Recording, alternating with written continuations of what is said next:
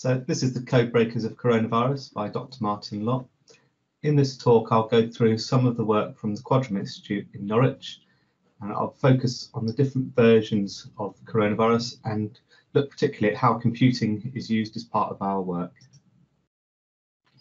So when I started at school, computing was still emerging. The internet was not widely used, and I worked with the opportunities that I had. So at primary school, my parents bought our first computer, which was a PC, and I started by editing some of the games that it came with in a language called QBasic. And in particular, I edited the games, made them easier, increased the score, etc.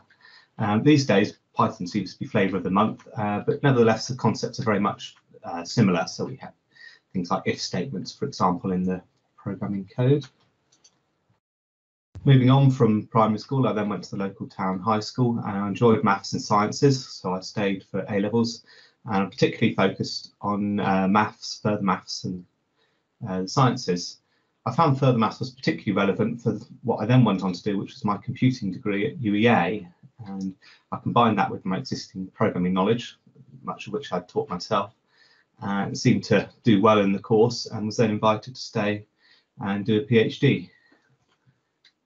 I was given a bit of a head start, I think, going into the degree because of the previous experience that I'd had going back to primary school.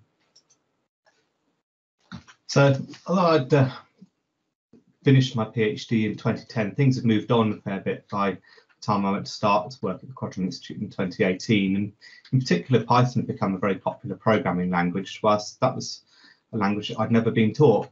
So in my wisdom, I volunteered at the Step Into Tech Club to teach children the Python language, and did what I could to search for Python programming for children, and worked through several Python books that I borrowed from the Millennium Library in Norwich, and used that to give tutorials to children and also teaching myself the language at the same time. I found similarly recently our sequencing expert had to teach himself much of what he now knows, because sequencing didn't really exist some 20 years ago, and so it was really a case of doing what he could to search online and going from there. So I was offered employment at the Quadram Institute, and I was initially working with an industrial partner on an alternative to antibiotics. So antibiotics can kill many different bacteria, good or bad, intended or unintended.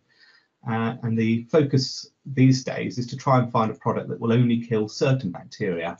In this case, our industrial partner was particularly keen on trying to kill salmonella in chickens. And the work that I was doing for them involved looking at many different variants of salmonella, trying to gather up the data on all that variation and using it to inform a product. Then, like many others in the country, I lost that role when the coronavirus pandemic arrived and the industrial partner stopped working with our research institute. Nevertheless, I had experience of analysing genetic data, salmonella, and then went on to apply that to look at coronavirus. So the basics of viruses. Viruses themselves are very simple. They have this very small genome, with only about 30,000 characters in the case of coronavirus. They can't really move great distances or reproduce on their own. They tend to be host specific. And even if a virus is harmful to some hosts, they tend to be harmless to others. So for example, there's certain viruses that could be harmful to pigs or cows, but are completely harmless to humans. Really, all viruses do is reproduce. They don't intend to harm their host, and actually that's a bad thing because they rely on their host to survive. And there are many harmless viruses floating around on people right now. If we can ensure that no one becomes infected by a virus, then that can become extinct. So, for example, there's been work done with polio and smallpox, whereby we've been able to eradicate it in the population, and it's therefore gone extinct because it simply can't live outside of the hosts for long periods of time, such as days. What is SARS-CoV-2? So the coronavirus that we talk about these days has a scientific name of SARS-CoV-2, 2 suggesting it was the second one. This coronavirus is similar to a coronavirus which has been found in bats, and so there is a suggestion that this has jumped the species barrier from bats to humans. As I mentioned, it's the second one, and this is closely related to what's known as SARS-CoV-1, which at the time was simply known as SARS, and that emerged about 20 years ago in southern China. Other coronaviruses have also crossed into people, so a particular example is MERS, or Middle East Respiratory Syndrome. The SARS that we now come across these days, SARS-CoV-2, was first identified from genetic sequencing of some puzzling pneumonia cases from a seafood market in the city of Wuhan in China. So we're very fortunate in the UK that we have world-class genomics research and also excellent scientific infrastructure, in particular the sequencing and computing infrastructure that we have. There was a great deal of scientific research already being done for other viruses prior to this coronavirus, and so we had people who had previously worked on viruses such as HIV or Ebola and Zika. And in particular for the Ebola pandemic, genetic sequencing had been done at the time whilst the pandemic was ongoing, and this expertise was then applied to coronavirus.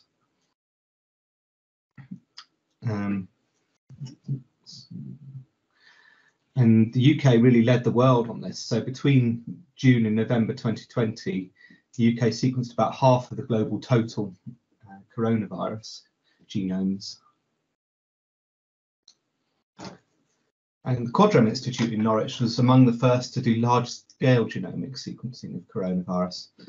In fact, we had done so much so quickly that we'd sequenced more than most countries in the early stages of the pandemic. And there's an article there which we looked up online, but essentially Norfolk, in particular Quadram Institute, had sequenced more than any other country apart from Australia, Spain, India and the United States. That was really as a result of having the expertise already in place, having the sequencing machines already in place, having the computing infrastructure already in place. So the Quadram Institute was not alone in large-scale sequencing. In fact, it joined a consortium or a group of other organisations called COG UK. As part of COG UK, we would look at the genetics of coronavirus to determine what variants were circulating.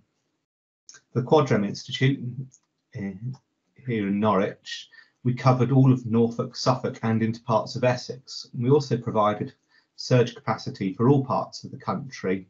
So if there's any particular organisation or area of the country which had been overwhelmed with samples, we could take some of that. And typically the hospitals would send samples from patients that tested positive for coronavirus, and we'd look at what variants there were. Working as part of this group, COG UK, required a lot of organisation and agreeing of standards among all the different partners. So we're very fortunate at the Quadram Institute to be part of the Norwich Research Park. The Quadram Institute there is in the centre of the picture, pretty much, and we have the Norfolk and Norwich Hospital just behind it, and also to the right of the Quadram Institute we have the Biorepository. And it's very rare to have so many complementary organisations all in one place on a single campus. We also have the University of East Anglia on the Norwich Research Park as well. And in general, science combines a range of expertise across a variety of fields, and working in collaboration with others is essential. Really, the Norwich Research Park is one of the few places in the country that has everything on one campus in this way. So when I was younger, resources such as oil and gold were considered to be the most valuable resources. But actually these days, I believe that data is the most valuable resource that we have. With enough data, we can find everything else that we need. For example, we could find where the oil or gold is. But oil in its raw form, extracted from the earth, is not very useful. It needs to be processed into something useful like petrol. And data is very much the same. You can have lots of data, but it needs to be processed in order to turn it into something useful. So firstly, how do we get the data? So the idea of gathering up data has been around for some time, and in fact, back in the Second World War, there were these listening stations, these Y stations all over the country. We have the remains of one here in Norfolk, Eastern Hill Y station, which is on the north coast, but right now all that remains of that is the concrete floor. It used to be somebody's job to listen to all of the communications that were coming in over the radio waves and to gather up all the words that were said from all over the country, and then in the past it would be sent to this place Bletchley Park for analysis. So at Bletchley Park, all of this words being intercepted from all over the country would be gathered together, and then it'd be down to the work of researchers there to work out what the enemy plans were, where their military be, and then respond accordingly. And it's believed that this helped to shorten the Second World War by some years. In the present day, we also need to gather the data. So these days we have a variety of testing stations and also hospitals all over the country that are able to gather samples from patients. Essentially, when patients complete a PCR test to know whether they've got coronavirus, we can use the waste product from that to then look at what variant of coronavirus they actually had. And so the testing stations all over the country, and they can then gather up those samples and send them to organisations such as Quadram and others in other parts of the country for that analysis. So in order to get the data from that biological sample, we need to do genetic sequencing. So the idea of this is that you put in your sample and out comes some text with the genetic code of the sample. And we do a lot of work to ensure that we get the virus genetics and not unwanted contaminants. Really, the UK leads the world in genetic sequencing. There's two main sequencing technologies that are in use these days, what we call Illumina and Nanopore.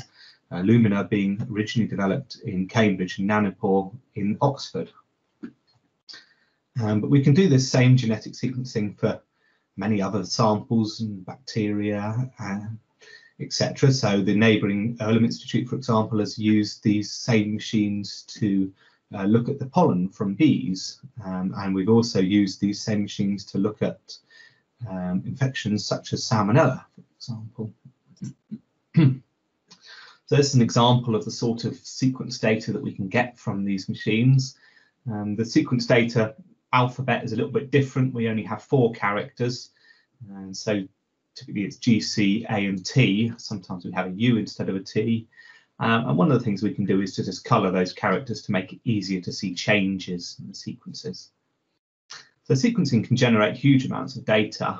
We typically process about 2,000 samples a week at the moment, and our job is to try and make sense of that data. For example, what do the changes in characters mean, if anything? There are some changes, for example, which are quite meaningless, and other changes which can appear quite small, which can have a big effect. A mutation is just when one character changes into another. And we can see, for example, in this example, where there's in some certain strains there's a C, and then in the same position we have a G, for example. So to process this massive data, we have access to high performance computing facilities. Quadram was fortunate in being awarded about £2 million last year for our computing infrastructure. We have about 1,000 times more storage than a typical computer and about 100 times more memory than a typical computer. And this allows us to process many samples in parallel, for example. So when we have the sequencing data for about 1,000 samples, we can also process those 1,000 samples at the same time in parallel by distributing the work across this computing facility. As mentioned earlier, the first cases of coronavirus were found in the city of Wuhan. In particular, it was at a seafood market, and these were sequenced and the genome released relatively quickly.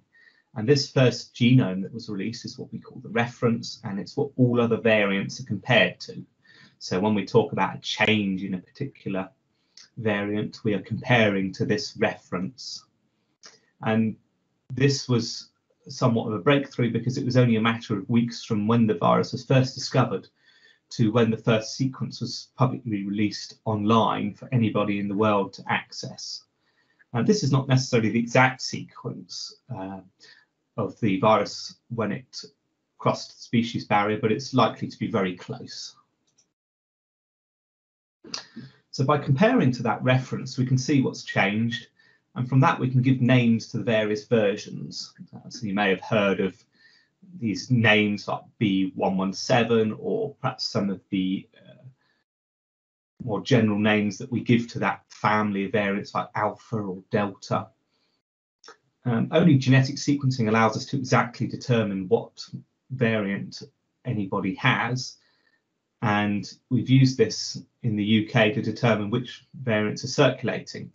What we've been able to find is that the variants circulating have changed over time.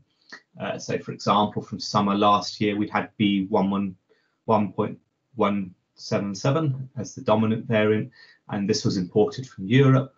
Then around the start of this year, the B117 variant, or alpha, began to dominate. And this was first discovered in Kent, but it may have emerged elsewhere. As I say, the UK leads the world in genetic sequencing for coronavirus, so this variant is likely to have emerged elsewhere and gone undetected because there simply wasn't the genetic sequencing taking place. Then from this summer, we found that things changed quite quickly over a matter of weeks, and that now this Delta variant has become dominant one.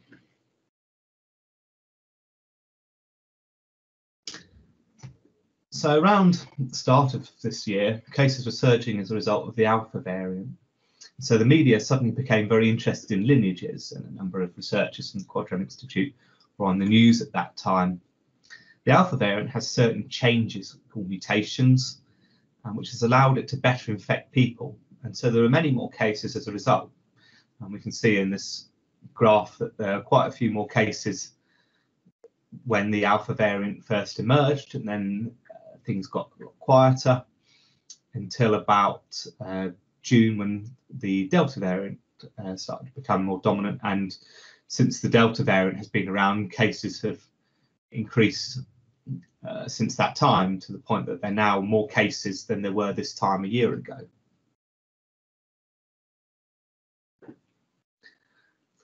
So in terms of the variants we have, why do we care about variants of concern?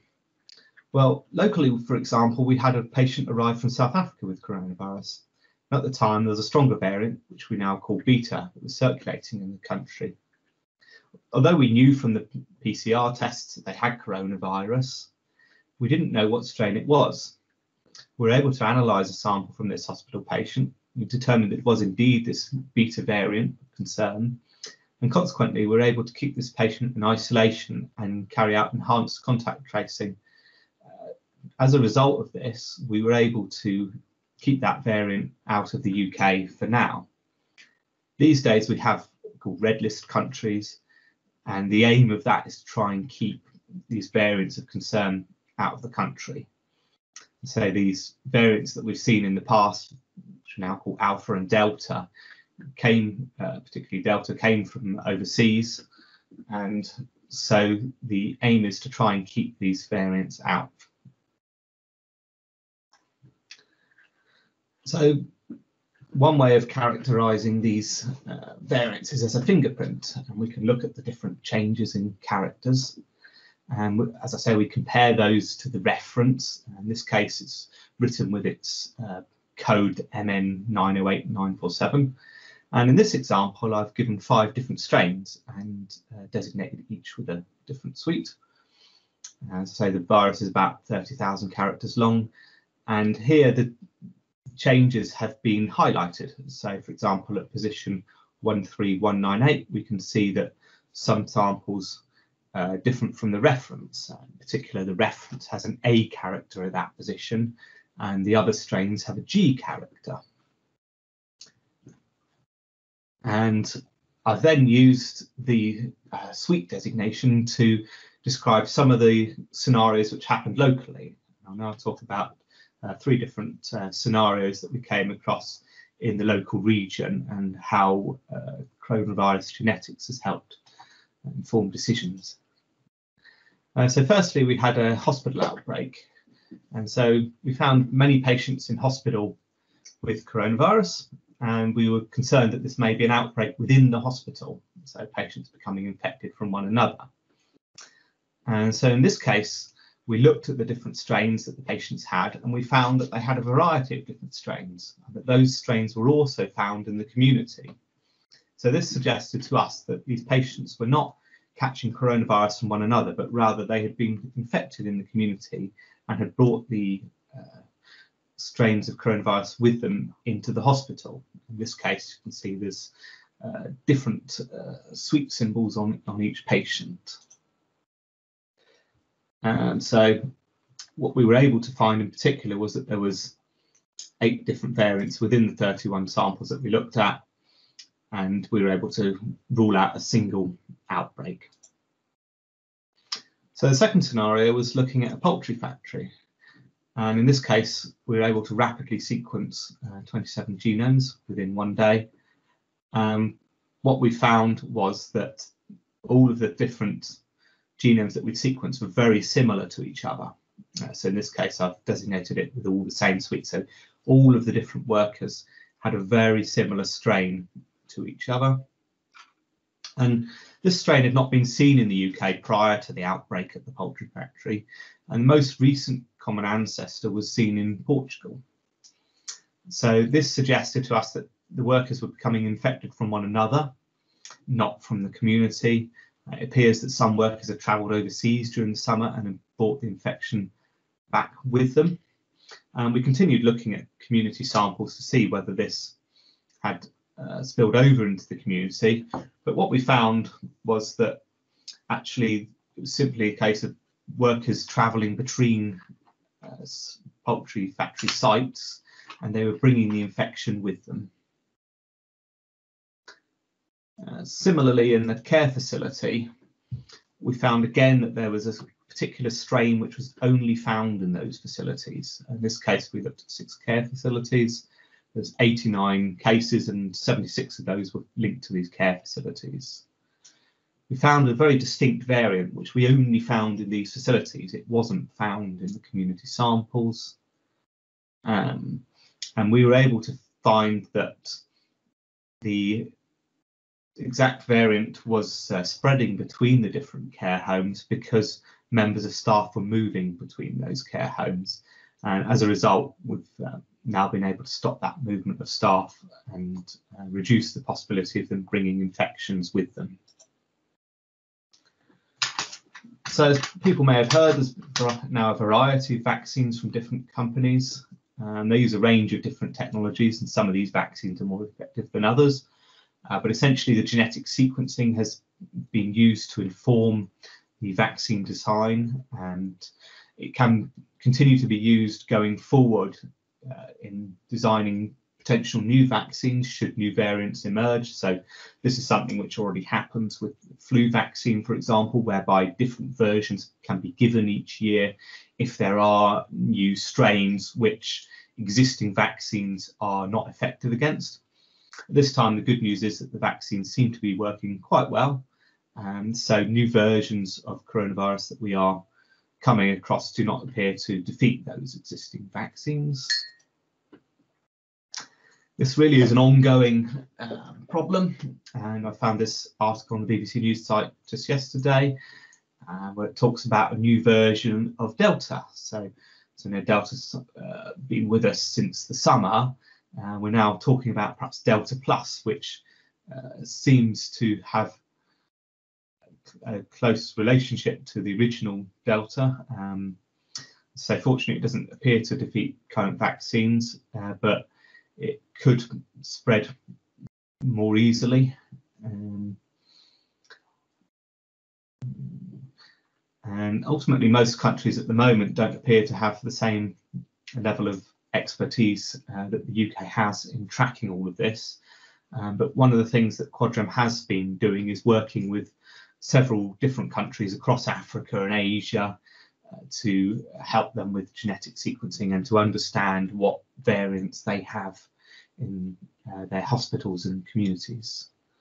And this sort of surveillance can also be used globally to inform on travel restrictions such as red list countries. So if there are particular variants of concern which are prevalent in certain countries, then we can impose additional restrictions. So what's next for coronavirus? So coronavirus genetics is now being handled by the UK Health Security Agency. That's a relatively new agency from the government. This is the agency which would also be looking at other outbreaks such as salmonella and listeria, but they simply haven't had the capacity in the past to deal with the huge mass of coronavirus samples which has suddenly appeared. Other countries are looking to build capacity for genetic sequencing, and we're working to pass on expertise and to train others, create operations manuals. It does look like SARS-CoV-2, what we call coronavirus, will be with us for many years to come. There'll be ongoing work really behind the scenes to keep everyday life moving. So, for example, to inform the travel restrictions or to inform vaccine delivery or determine where outbreaks are happening.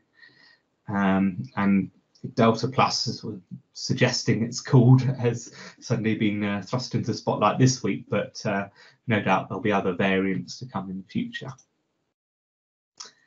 So in conclusion, really science takes place in collaboration. We've had about 20 different people working on this in Quadram various different times, and nationally there's hundreds if not thousands working on coronavirus. Really in life there's many challenges and opportunities which are out of our control. So this coronavirus pandemic was really out of my control at least, but although it's been a challenge, it's also been really an unrivaled opportunity to have a positive impact using my expertise in challenging situations. I've heard it said that it is what it is, and I think what we're saying really is that we can't change the current situation, but we can make the best of it that we can.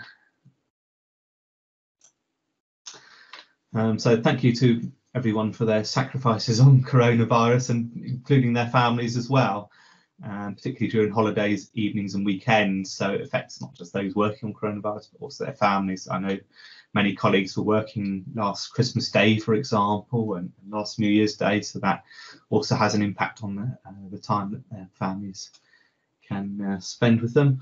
And I've put my email address there if there's any questions that anybody wants to send me about this. And finally, some acknowledgements. So these are people that have worked on coronavirus locally, and as I say, there's many more all over the country and internationally working on this. Thank you.